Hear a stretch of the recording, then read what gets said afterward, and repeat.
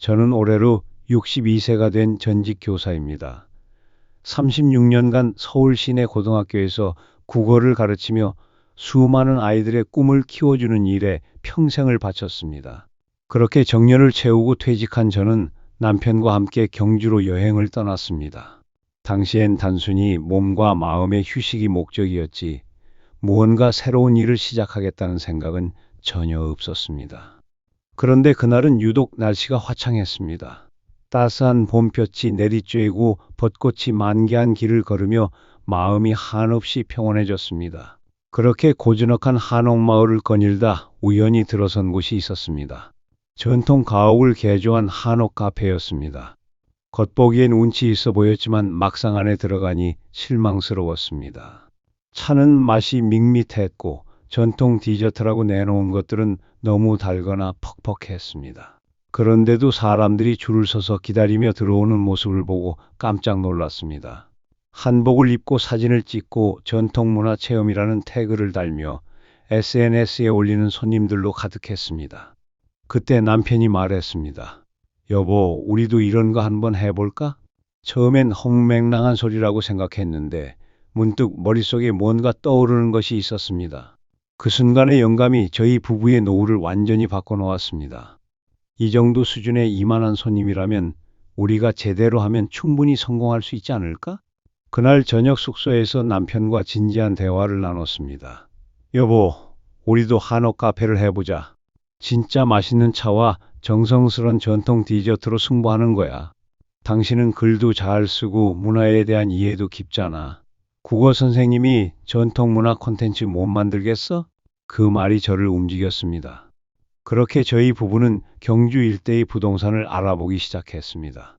한옥마을 근처 오래된 전통 가옥 하나를 발견했는데 고즈넉한 마당과 아름다운 처마선이 일품이었습니다.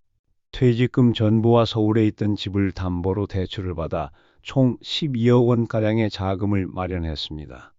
처음에는 소규모로 시작할 생각이었습니다. 아담한 공간에서 조용히 운영하자는 계획이었죠. 그런데 주변 사람들이 말렸습니다. 요즘 한옥 카페는 규모도 있어야 하고 체험 프로그램도 다양해야 손님이 와요. 실제로 인기 있는 곳들을 보니 넓은 마당과 다채로운 전통 체험으로 승부하고 있었습니다. 그렇게 우리는 은퇴 후 무료한 일상 대신 우리만의 전통문화 공간을 가진 인생 2막을 선택하기로 했습니다. 결정을 내린 뒤 본격적으로 움직이기 시작했습니다. 단순한 카페가 아니라 사람들이 한국의 아름다운 전통을 경험하고 배워갈 수 있는 그런 공간을 만들고 싶었습니다. 저는 전국의 유명한 한옥 카페와 전통 찻집을 다니며 어떤 메뉴가 인기 있는지, 어떤 운영 방식이 고객을 끌어들이는지 꼼꼼히 조사했습니다. 경주뿐 아니라 인사동, 북촌, 전주 한옥마을까지 발품을 팔았죠. 공간 구성, 동선, 메뉴 구성, 체험 프로그램까지 일일이 노트에 적으며 연구했습니다. 남편은 한옥 수리와 인테리어에 정성을 쏟았습니다. 전통 목조 구조를 어떻게 보존할지, 마당의 조경을 어떻게 꾸밀지, 어떤 전통 소품들로 분위기를 살릴지, 매일 밤 남편은 설계도를 들여다보며 계획을 세웠고, 낮에는 전통 가구점과 도자기 공방을 돌아다녔습니다. 어떤 날은 서로 지쳐서 말을 아끼기도 했지만, 돌아보면 그 시간마저도 함께 꿈을 키워가는 소중한 순간이었습니다. 전통차와 디저트 기술은 단기간에 익힐 수 없다는 걸 잘 알았기에 유명 전통 찻집에서 경력 있는 다도 전문가를 정규직으로 고용했습니다. 품질만큼은 타협할 수 없었기 때문입니다. 저는 카페 운영 전반과 문화 프로그램 기획을 맡았습니다. 고객 응대, 회계 관리, 마케팅, 체험 프로그램 운영까지 교단에서 하던 일과는 완전히 달랐지만 오히려 더 생생한 보람을 느꼈습니다. 직접 손님들의 반응을 보며 일한다는 건 전혀 새로운 세계였습니다. 오픈 전날 밤 우리는 불 꺼진 한옥마당 한가운데 서서 달빛만 바라봤습니다. 은은한 조명 아래 처마와 기둥이 고즈넉하게 빛났고 차 진열장은 아직 비어 있었지만 상상으로는 벌써 향긋한 차 향기가 가득한 것 같았습니다. 여보, 이제 정말 시작이야. 남편의 목소리에 저는 고개를 끄덕였습니다. 그리고 우리는 그날 처음으로 손을 꼭 잡으며 새로운 출발을 다짐했습니다.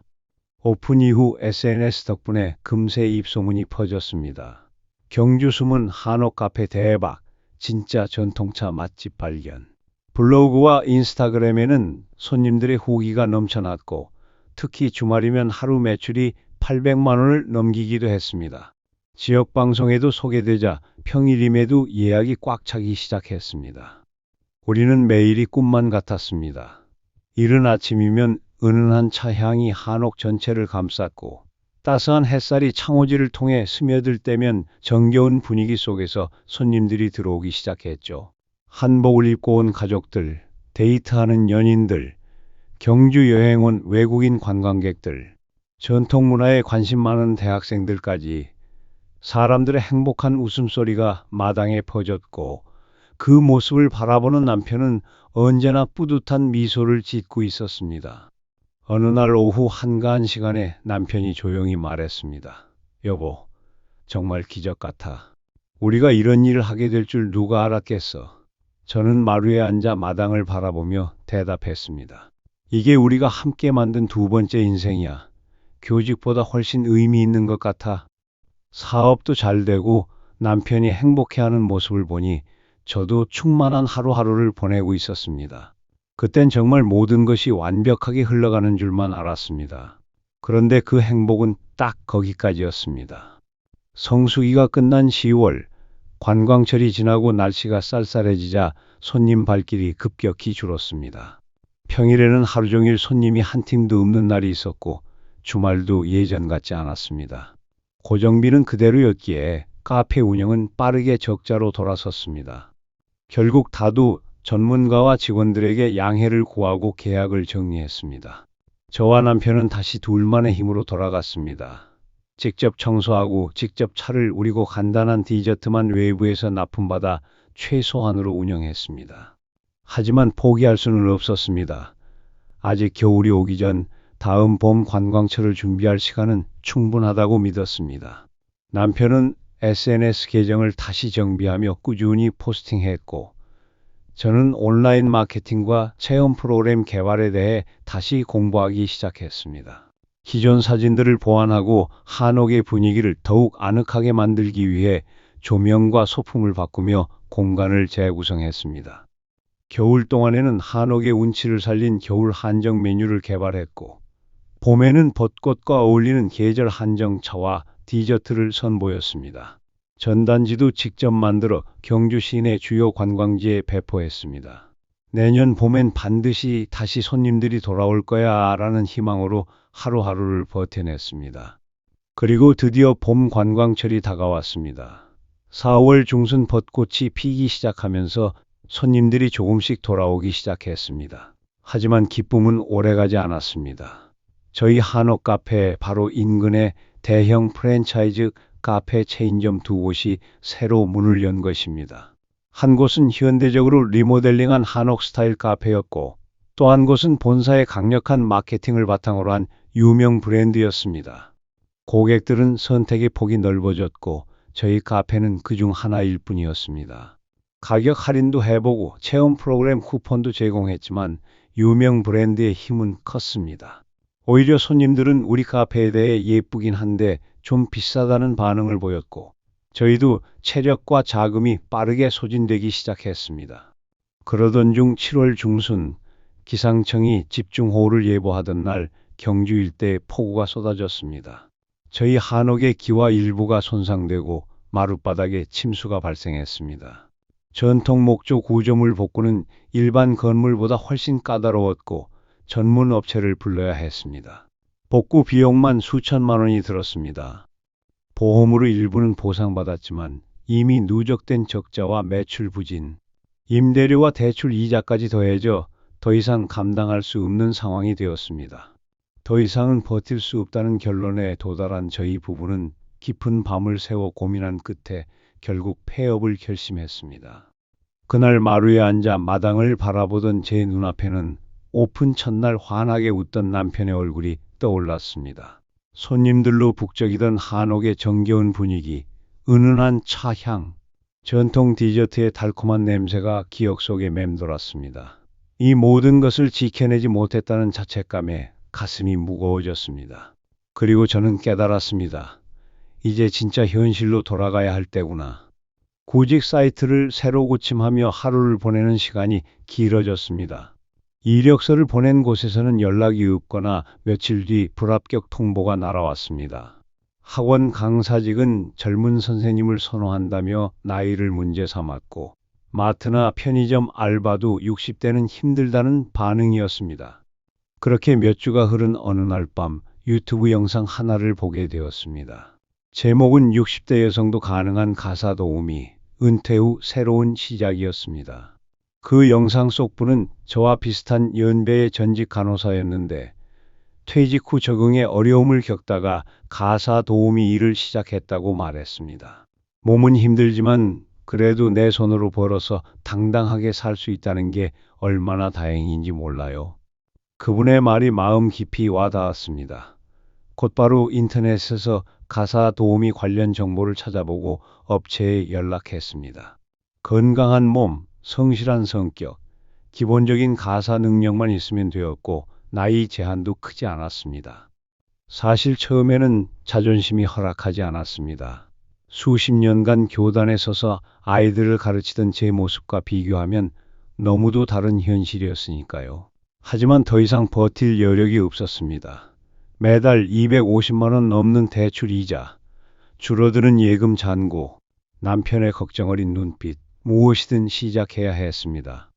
첫날은 떨리는 마음으로 업체 차량을 타고 고객 댁으로 향했습니다. 첫 번째 집은 신혼부부 댁이었는데 맞벌이라 집안일을 돌볼 시간이 없다고 했습니다. 청소와 빨래, 간단한 정리 정도를 마치고 나오는데 젊은 부인이 선생님 정말 고맙습니다 라고 인사했습니다. 그 말이 그렇게 따뜻하게 들릴 줄 몰랐습니다. 하지만 모든 고객이 그런 것은 아니었습니다. 마치 가정부 부리듯 하는 사람도 있었고 사소한 것에도 불평하는 이도 있었습니다. 그럴 때면 속에서 뭔가가 끓어오르기도 했지만 지금 내가 화낼 상황이 아니다라는 생각에 꾹 참았습니다. 오전 9시부터 오후 5시까지 일하고 집에 돌아오면 온몸이 쑤셨습니다. 한 달에 20일 정도 일하면 130만 원에서 150만 원 정도를 벌 수 있습니다. 교통비와 기타 비용을 빼면 실제 손에 쥐는 돈은 많지 않지만 그래도 제 손으로 벌었다는 것에 위안이 되었습니다. 무엇보다 큰 변화는 남편이었습니다. 처음에 제가 가사 도우미를 하겠다고 했을 때 많이 속상해했습니다. 여보, 그런 일까지는 하지 말자. 우리 조금 더 아껴 쓰면서 살면 되잖아. 하지만 제가 조용히 말했습니다. 내가 지금 이 일이라도 하지 않으면 우리 둘 다 무너져. 자존심보다 현실이 먼저야. 지금도 매일 아침 출근 준비를 하며 거울을 봅니다. 한때 수백 명의 학생들 앞에서 수업하던 제 얼굴이 이제는 청소 도구를 들고 남의 집 청소를 하는 얼굴이 되었지만 그래도 저는 아직 포기하지 않았습니다. 가끔은 일을 마치고 집으로 돌아오는 버스 안에서 이런 생각을 합니다. 이 길 끝에는 무엇이 있을까? 아직 모르겠습니다. 하지만 분명한 건 아무것도 하지 않는 것보다는 일이라도 하며 나아가는 게 낫다는 사실입니다. 이제는 인정할 수 있습니다. 저희 부부의 실패는 단지 운이 나빠서가 아니었습니다. 돌이켜보면 분명한 원인들이 있었고 그것들을 제대로 파악하지 못했던 저희의 안일함이 더 큰 문제였습니다. 그래서 오늘은 이 이야기를 보고 계신 여러분께 꼭 전하고 싶은 5가지 교훈이 있습니다. 첫째, 경험 없는 분야에 큰 돈을 투자하지 마십시오. 저희는 한옥 카페 운영에 대한 경험도 외식업에 대한 이해도 없이 단지 잘 되는 것을 봤다는 이유만으로 뛰어들었습니다. 현장 경험도 없는 사람이 SNS만 보고 사업을 시작하는 것은 눈 감고 운전하는 것과 같습니다. 결국 사고는 피할 수 없었습니다. 둘째, 규모보다 지속 가능성을 먼저 고려해야 했습니다. 주변에서 요즘은 규모 있게 해야 손님이 온다는 말에 휘둘려 초기에 너무 많은 비용을 들였습니다. 그런데 매출은 계절의 영향을 너무 많이 받았고 고정비는 매달 꼬박꼬박 나갔습니다. 멋진 한옥이 우리를 구해주지는 못했습니다. 셋째, 대출은 가능한 한 피하거나 최소화해야 합니다. 저는 퇴직금을 보전하겠다는 생각으로 집을 담보로 대출을 받았습니다. 하지만 결국 매달 나가는 이자가 목을 조이기 시작했고 상황이 악화되자 그 퇴직금마저 결국 대출 이자를 막는 데 들어갔습니다. 지키려던 돈이 잃는 돈이 된 셈입니다. 넷째, 비수기 대책이 없었던 것이 치명적이었습니다. 관광철에는 잘 되었지만 가을부터는 예약이 뚝 끊겼습니다. 관광지 사업은 계절의 영향을 크게 받는다는 것을 간과했습니다. 장기적인 운영 계획 없이 성수기 대박만을 꿈꾸며 시작했던 것이 큰 실수였습니다. 카페 운영은 1년 내내 수익이 나야 버틸 수 있습니다. 다섯째, 시장 조사를 직접 하지 않았던 점도 큰 문제였습니다. 저희는 부동산 중개인의 말만 믿고 주변 경쟁 상황을 제대로 확인하지 않았습니다. 막상 문을 연 후에야 알게 되었습니다. 인근에 비슷한 컨셉의 카페가 수십 곳이나 되고 그들 역시 적극적인 마케팅을 하고 있다는 사실을 말입니다. 좋은 입지라고만 믿었던 것은 착각이었습니다. 이 5가지를 그때 알았다면 어땠을까요? 어쩌면 우리는 지금도 한옥마당에서 차를 마시며 웃고 있었을지도 모릅니다. 아니, 애초에 시작하지 않았을지도 모릅니다. 아직도 저에게 퇴직하고 어떻게 살아야 할까요? 라고 묻는 후배들이 있습니다. 그럴 때마다 저는 이렇게 말합니다. 하고 싶은 일을 하세요. 다만 반드시 그것이 당신이 잘 아는 분야인지 먼저 확인하세요. 그리고 그 일이 실패했을 때도 견딜 수 있는 규모로 시작하세요. 사업은 아름다운 꿈이 아니라 냉정한 현실과 숫자가 맞물리는 곳입니다. 저는 그것을 너무 늦게 배웠습니다. 요즘 저희 부부는 하루하루를 차근차근 살아가고 있습니다. 하루 일을 마치고 저녁이 되어 집에 돌아오면 남편이 따뜻한 미소로 맞아줍니다. 된장찌개 냄새가 반겨주고 차 한 잔을 함께 마시며 노을 지는 하늘을 바라보는 그 시간이 이제는 참 소중합니다. 남편은 인근 도서관에서 시간제로 일합니다. 처음에는 많이 힘들어했지만 책을 정리하고 이용자들을 도우는 일이 점점 익숙해졌다고 합니다. 우리는 이제 하루에 몇 시간이라도 함께 밥을 먹고 함께 앉아 이야기를 나누는 일상이 얼마나 감사한 것인지를 느끼며 살고 있습니다.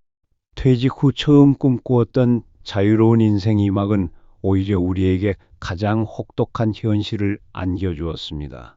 하지만 그 실패가 있었기에 지금의 조용한 하루가 얼마나 값진 것인지를 배울 수 있었습니다. 남은 퇴직금 일부와 대출 정리를 위해 마련한 소액의 예금으로 우리는 새로운 준비를 시작하고 있습니다. 무리한 투자는 하지 않기로, 절대 대출은 받지 않기로, 그리고 무엇보다 삶의 중심은 버는 돈의 크기가 아니라 삶의 지속 가능성에 두기로 마음먹었습니다. 최근에는 작은 계획을 하나 세웠습니다. 남편과 함께 작은 투룸을 하나 장만해서 임대를 놓는 것입니다. 큰 수익을 바라지는 않습니다. 단지 한 달에 몇십만 원이라도 꾸준히 들어오는 수입원이 생긴다면 우리의 노후가 조금은 안정될 수 있지 않을까 싶어서입니다. 또한 제가 가사 도우미를 하며 적어둔 일기와 경험들을 모아 작은 전자책으로 만들어 볼까 생각 중입니다. 교사에서 가사 도우미가 된 여자의 이야기 같은 제목으로 말입니다. 언젠가 저처럼 인생의 갈림길에 선 누군가에게 이 이야기가 작은 도움이 될 수 있다면 그것만으로도 의미 있는 일이라고 생각합니다. 지금도 가끔 한옥 마루에서 마당을 바라보던 시절이 떠오릅니다. 실패였지만 그때의 열정과 용기마저 부정하고 싶지는 않습니다. 다만 그 열정에 앞서 조금만 더 신중했더라면 지금의 저는 좀 더 여유로운 삶을 살고 있었을지도 모르겠습니다. 하지만 우리는 다시 시작했습니다. 자존심보다 현실을 선택했고 허영보다 생존을 택했습니다.